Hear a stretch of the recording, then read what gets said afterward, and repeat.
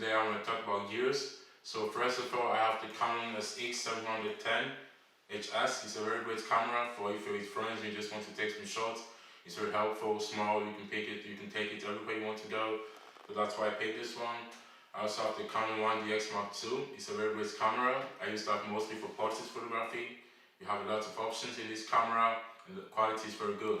I also have the Nikon D3100. It's a very great camera too, for portraits and everything. So I picked that one because of that too. The lenses that I use are the 50mm lenses 1.2 and the 55mm lenses. So thanks for watching. That was the video about my gears. Don't forget to subscribe to this channel and follow me on Instagram. Bye.